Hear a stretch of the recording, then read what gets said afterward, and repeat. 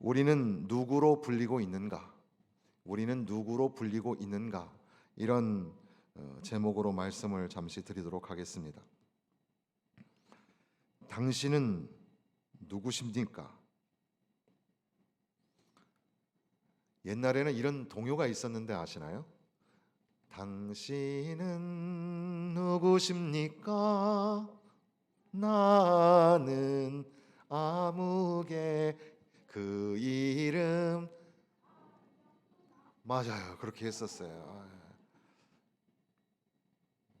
길을 가다가 어머니와 작은 공원을 지나서 시장을 돌아 집에 오는 길에 문득 이 노래가 생각이 났다. 당신은 누구십니까?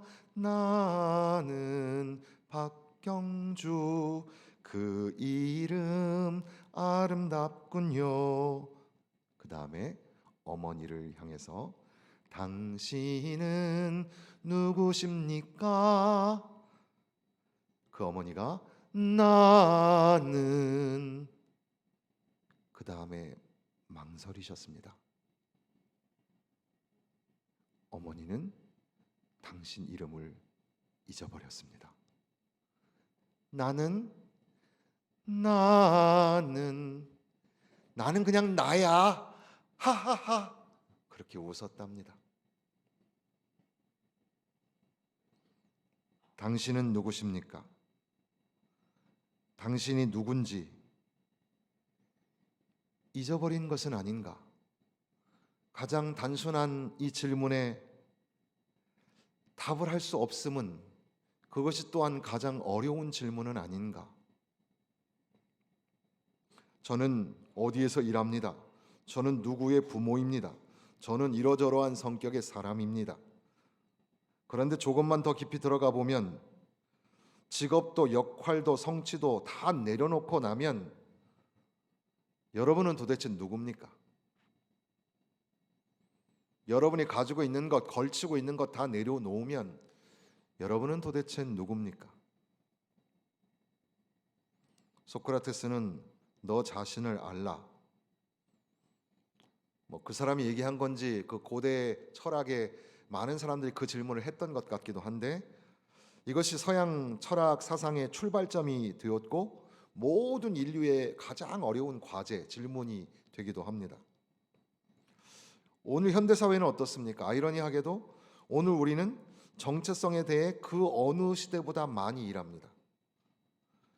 MBTI, 성향 테스트, 라이프 스타일, 브랜드, SNS 프로필, 사진도 맨날 찍어서 맨날 바꾸고, MBTI가 뭐가 되고, 저는 제 MBTI가 잘 모르겠어요. 이쪽도 있고 저쪽도 있고 그래요. 우리는 끊임없이 나는 이런 사람입니다. 난 이런 거 좋아합니다. 나 여기 갔다 왔습니다. 그걸 소개합니다. 그런데 에릭 에릭슨이라는 사회심리학자는 정체성에 대해 가장 많이 말하는 시대일수록 정체성의 혼란이 더 깊은 거다, 이렇게 말합니다. 인간의 자아는 자신이 속한 집단의 그 서사에 의해서 형성이 되니까, 내가 어디 속해 있는가, 그 속한 공동체가 어떤 이야기를 가지고 있는가, 거기에 따라서 자기의 정체성이 생기는데, 문제는 이 속하여진 공동체가 자꾸 바뀐다는 겁니다. 그래서 내가 여기 속했을 때는 나는 이런 자아를 갖고 저기 속했을 때는 저런 자아를 가져요. 그래서 또 다른 자아, 또 다른 자아, 예능 프로에 보면 여러 역할을 하는 그 연예인들, 사람은 하나인데, 그러니까 정체성의 혼란을 단면으로 보여주는 겁니다. 그래서 성과가 바뀌면 정체성도 바뀌고, 관계가 끊어지면 자아도 흔들리고, 직장이 바뀌면, 내 취미가 바뀌면 또 정체성이 또 바꿔지는 겁니다. 그래서 사람들은 많이 성취했고 성공했음에도 불구하고 계속 불안해하고 인정받고 싶어하고 공허함을 느끼게 되는, 정체성의 정보가 많음에도 불구하고 정체성의 혼란을 느껴서 영적으로 사회적으로 치매에 걸린 것 같은, 자기가 누군지를 모르는 그런 시대를 살아가는 겁니다. 데카르트는 코기토 에르고 숨이라는 말을 했어요. 생각한다, 고로 나는 존재한다, 이런 말이죠. 그러니까 세상의 모든 것들이 진짜 존재하는지를 궁금해했어요.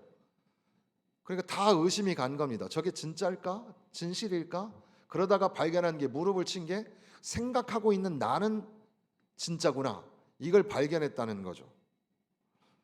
그런데 사실 사회관계학적으로 보면 혼자 내가 아무리 나를 생각하고 있어도 나의 정체성을 알 수 있을까? 어떻게 보면 누군가가 나를 불러줄 때 사람들이 나를 어떻게 부르느냐에 따라서, 옛날에 그런 노래 있었잖아요. 예솔아 할아버지께서 부르셔, 뭐 그런 노래 있잖아요. 누군가가 나를 민철아 하고 불러줄 때, 그때 내가 나의 정체성이 생기는 것처럼 말이죠. 성경이 매우 비슷한 방법으로 우리의 정체성을 언급하는데, 부모에게서, 공동체에게서, 사회에게서 우리의 정체성, 우리의 존재를 불리워지는 것처럼 성경은 성도라 부르심을 입은 자들이라고 2절에 말씀합니다. 고린도 교회를 향하여 능력 있는 사람들, 성숙한 사람들, 은사를 많이 가지고 있는 사람들, 그렇게 표현하지 아니하고 성도라 부르심을 받은 사람들, 성도라 불려지는 사람들이라고 말하는 겁니다. 그러니까 정체성에 완전히 방향을 뒤집는데, 나는 누구인가라는 질문을 할 때 누가 나를 불렀는가로 바꿔서 질문하는 겁니다. 저와 여러분, 성도와 교회는 하나님이 부르신 존재, 하나님이 부르셔서 성도가 되고 하나님이 부르셔서 교회가 되었다는 사실입니다. 그러니까 문제를 먼저 들추는 것이 아니라 부르는 것으로부터 시작하고 있는 거죠. 고린도 교회는 사실 시끄러운 교회였습니다. 그런데 놀라울이 많지 조용하게, 그 조용함 속에서 교회의 정체성을 말하기를, 그리스도 예수의 사도로 부르심을 받은 바울이 이제 고린도에 있는 하나님의 교회, 곧 그리스도 예수 안에서 거룩하여지고 성도라 부르심을 받은 자들에게, 그리고 예수 그리스도의 이름을 부르는 모든 자들에게 편지하노니, 이렇게 말하고 있습니다. 부르심을 받다, 그러니까 자격을 증명할 사람, 꽤 괜찮은 사람, 실력 있는 사람, 엘리트, 그런 사람을 뽑았다는 뜻이 아니라 자기 자신도, 고린도 교회도 하나님의 음성에 의해서 하나님의 주권으로 우리를 부르셨다는 사실입니다. 교회라는 말 자체가 복음이죠. 교회가 에클레시아라고 하잖아요. 그것은 불러내다, 세상으로부터 불러내다, 이런 의미를 담고 있습니다. 세상 한가운데서 거룩한 하나님의 백성으로 살도록 우리를 부르셨다는 겁니다. 그 교회, 그리스도 예수 안에서 거룩하여지고 성도라 부르심을 받은 자들이라는 명칭을 가지고 있는 교회. 그러니까 하나님이 이미 행하신 일이 있고 우리는 그 일의 결과로 그 자리에 서 있게 되었다는 것을 전제하는 겁니다. 하나님이 사랑하는 독생자를 내어 십자가에서 죽게 하시고 그 피로 인하여 우리가 구원을 받고 하나님의 자녀, 하나님의 백성이 되었다는 사실입니다.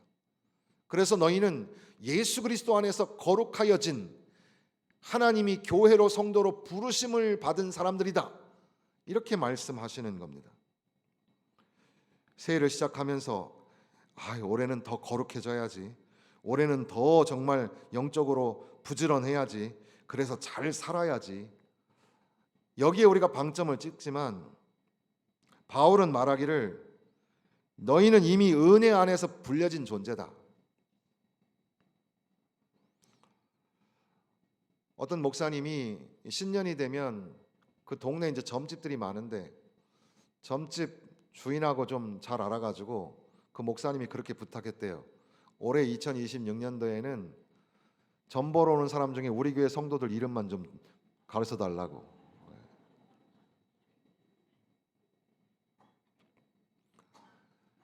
자기가 누군지 모르니까, 어디로 가야 되는지 모르니까 여기다 운세를 묻고 저기다 점을 치면서, 우리는 하나님이 우리를 거룩한 백성으로 부르셨습니다. 예수님의 피의 은혜로, 그 보혈의 능력으로 구원하여 주셨습니다. 바로 그게 성도요, 그게 교회입니다. 망각하지 말고 잊어버리지 말아야 할 우리의 정체성이죠. 고린도 교회는 문제가 많았습니다. 분열이 있었고 교만함이 있었습니다. 윤리적 혼란도 있었습니다. 이 말씀이 우리에게 불편한 건 바로 오늘 우리의 이야기죠.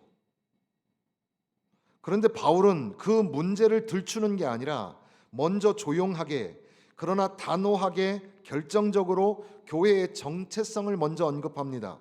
그리스도 예수의 사도로 부르심을 받은 바울은 고린도에 있는 하나님의 교회, 곧 그리스도 예수 안에서 거룩하여지고 성도라 부르심을 받은 자들에게 말씀합니다. 고린도 교회를 향하여 문제 있는 교회 이렇게 부르지 않았습니다. 그들을 성도라 부르심을 받은 사람들이라고 불렀습니다. 그게 바울 신학의 출발점이죠. 교회는 그 교회가 가지고 있는 자기 상태로 규정되는 공동체가 아니라 하나님의 부르심으로 정의되는 공동체입니다. 좀 쉽게 말씀드리면, 교회가 초대형 교회가 돼가지고 막 성도가 몇만 명이 되고 막 화려한 건물을 가지고 있고 뭐 오케스트라가 막 수백 명이 서고, 그게 교회가 아니라, 그가 가지고 있는 것이 그게 그 상태라 하여도 그게 교회가 아니라는 겁니다. 교회가 서로 싸우고 서로 문제가 많고 서로 잘난 체하고, 생각하면 한숨만 나오고, 그 상태가 교회가 아니라는 거예요. 교회는 뭐예요? 하나님이 부르셨다는 겁니다. 하나님이 은혜로 우리를 구원하여 주셨고 하나님의 자녀로, 하나님의 성도로 부르신 바로 그게 교회라는 겁니다. 4절에 보면 그리스도 예수 안에서 너희에게 주신 하나님의 은혜로 말미암아 내가 너희를 위하여 항상 하나님께 감사하노니. 고린도 교회 현실은 칭찬받을 만한 교회는 아니었습니다. 그럼에도 불구하고 바울은 그들을 보면서, 그들을 부르면서 하나님 앞에 감사했습니다. 여러분, 우리 교회를 생각하시면서 감사가 나옵니까? 불평이 나옵니까? 원망이 나옵니까? 감사가 나옵니까? 왜 그렇습니까? 바울의 감사는 교회가 지금 가지고 있는 성취한 상태, 거기에 있는 게 아니라 전적으로 하나님의 은혜에 근거하기 때문입니다. 데이비드 프라이어라는 학자는 고린도 교회는 하나님의 은혜로 모든 은사를 충분히 받았고 그 교회는 하나님의 신실하심에 의해서 유지된다, 이렇게 설명하였습니다. 그러니까 교회가 받는 것은 하나님의 은혜요, 교회가 유지되는 것은 하나님의 신실하심 때문입니다. 우리가 잘났기 때문이 아닙니다. 우리가 봉사 많이 했기 때문도 아닙니다. 모든 것이 하나님의 은혜입니다. 하나님의 은혜. 교회는 스스로 자기를 증명해서 서 있는 공동체가 아니라 은혜로 시작해서 은혜로 붙들려 있는 공동체입니다. 새해를 앞둔 교회가 가장 먼저 회복해야 할 시선이 뭐냐? 우리는 부족하지만 하나님의 은혜는 충분하다. 믿으십니까? 믿으십니까? 아닌 것 같은데? 하나님의 은혜가 늘 부족하지 않으세요?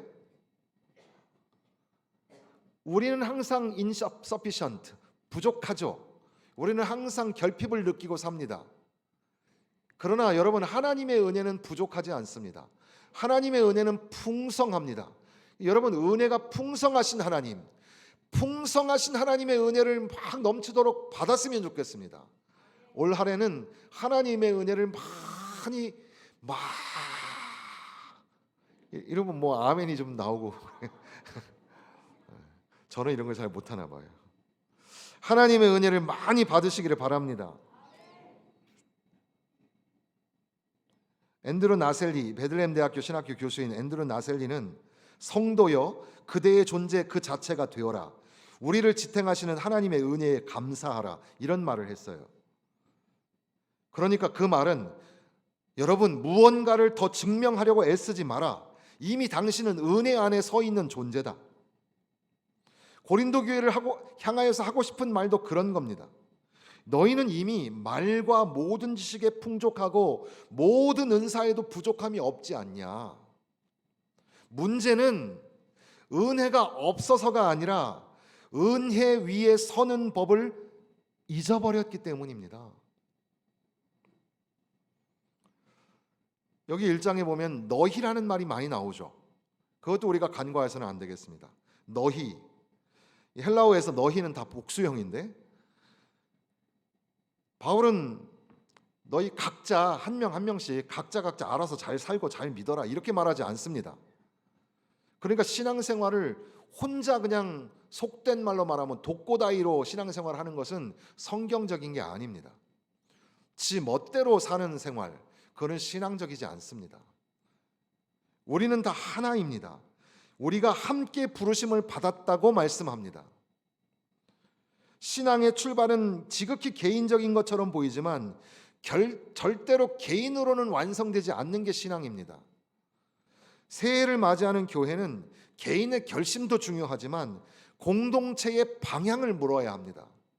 함께 지어져 가고 함께 어우러져 갈 수 있는가입니다. 너희를 불러 그의 아들 예수 그리스도 우리 주와 더불어 교제하게 하시는 하나님은 미쁘시도다. 하나님은 교제하게 하시는 하나님입니다. 교제라는 것은 단순한 친밀감이 아니라 함께 참여함, 같은 생명 안에 있음, 같은 운명 안에 있음입니다. 그런데 왜 우리는 그렇게도 그 교제함에 들어가지 않으려고 몸부림을 칠까요? 하나님은 어떻게 하시는 하나님? 교제하게 하시는 하나님. 그런데 우리는 서로 사랑이 안 돼요. 용서가 안 되는 거죠. 하나님은 우리를 예수님을 존경하는 사람으로 부르신 게 아닙니다. 예수님의 길에 참여하는 사람으로 부르신 겁니다. 예수님의 길이 어떤 길입니까? 제가 가는 길로 가자 그러는 게 아니잖아요. 여러분, 예수님이 가신 길을 가야죠. 예수님이 어떤 길을 가셨습니까? 희생의 길을 가셨습니다. 자기를 죽이는 길을 가셨습니다. 하나님은 우리를 예수님을 바라보는 자리로만 부르신 게 아니라 그 예수 그리스도의 삶에 참여하는 자리로 부르셨다는 사실입니다. 교회는 제 생각에는요 하는 그런 의견을 나누는 공동체가 아닙니다. 교회는 예수의 생명을 함께 나누는 공동체입니다. 분열이 뭡니까? 이 교제가 흔들릴 때 시작되는 게 분열입니다. 11절에 보면 너희 가운데 분쟁이 있다 함을 들었노니 그랬습니다. 고린도 교회의 여러 문제 중에 첫 번째 등장하는 게 분쟁이었는데, 나는 바울에게, 나는 아볼로에게, 나는 게바에게, 나는 그리스도에게, 어떻게 보면 맞는 말 같기도 한데 아니라는 겁니다. 그리고 더군다나 앞서 우리는 너희라는 말을 생각했는데 여기는 다 나라는 단어가 나옵니다. 여러분, 신앙생활 할 땐 나를 자꾸 얘기하지 마십시오.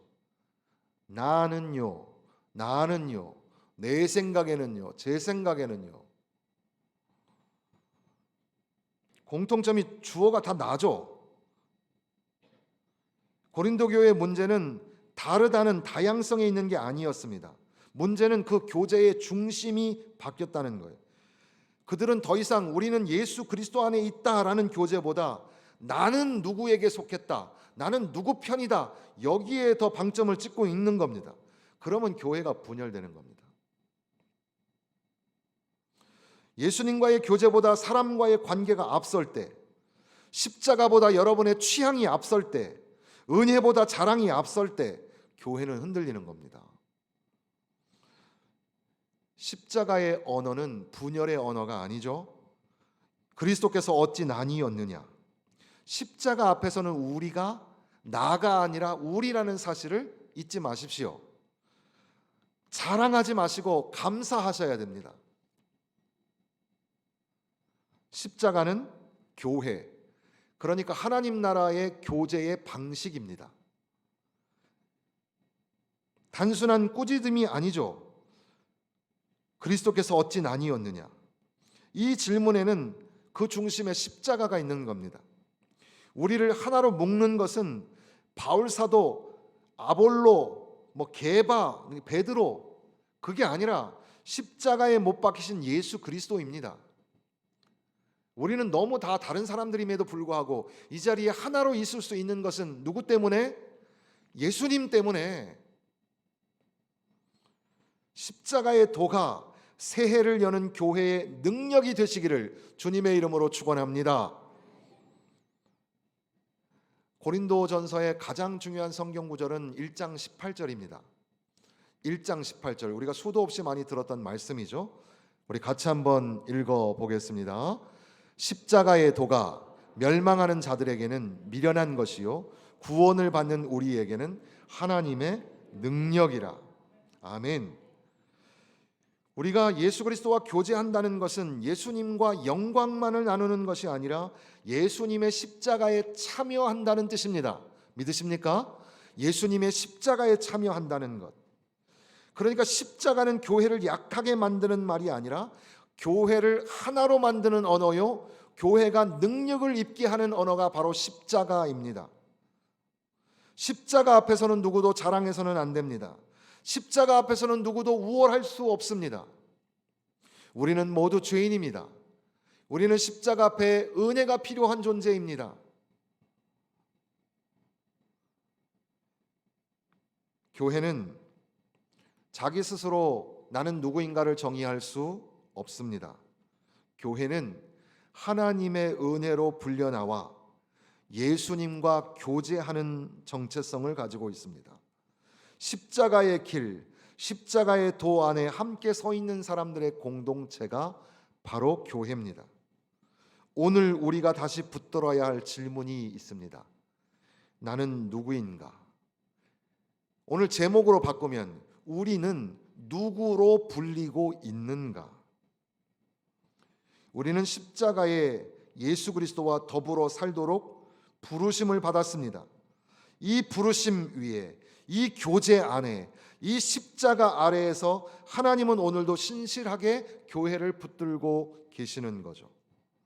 그러니까 나는 무엇을 하는 사람인가가 아니라 나는 사람들에게 어떻게 불리우는가, 개인의 목표를 넘어서서 우리는 어떤 교회가 되어야 하는가, 십자가 모든 선택 앞에서 이 결정이, 이 선택이 십자가의 도와 어울리는가?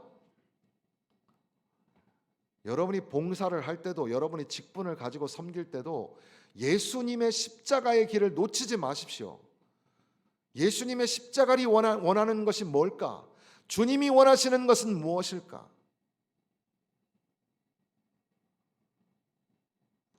교회는 많은 사람들이 모여 있으니 다수결의 원칙이 통하고 민주화의 방식이 통하는지도 모릅니다만은, 여러분, 교회는 하나님이 다스리시는 곳, 하나님이 거느리시는 곳입니다. 하나님이 원하시는 것, 하나님의 마음을 읽어내는 교회가 자기 정체성을 갖는 교회죠. 그래도 우리가 못 알아들으니까 우리에게 선명하게 그려주신 것이 십자가입니다. 예수의 십자가를 바라보십시오. 여러분의 못난 자아를 내려놓고 예수님의 십자가의 길을 걸어가야 합니다. 새해는 새로운 사람이 되라는 요구가 아니라 다시 부르심을 기억하라는 겁니다. 당신은 누구십니까? 이 예쁜 동요가 어머니의 치매로 연결될 때 여러분 충격을 받으셨죠?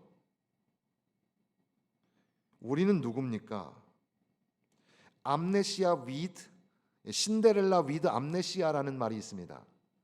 기억 상실증에 걸린 신데렐라라는 말입니다. 기억을 잃은 신데렐라가 내가 누구지? 나중에 유리구두를 보면서 내가 저 성의 공주가 되었구나, 그것을 깨닫고 회복할 수 있는 것처럼 기억 상실증에 걸려있는 교회가, 세상에 정신없이 끌려가는, 그냥 모여가지고 예배 드리는 척하고 봉사하는 척하고 선한 척하고 윤리적인 척하면서 종교성을 가지고는 있는데 자기가 누군지를 모르는 기억 상실증에 걸린 교회. 그 교회가 다시 봐야 할 게 뭡니까? 십자가입니다. 십자가를 바라보고 빨리 정신을 차려야 합니다.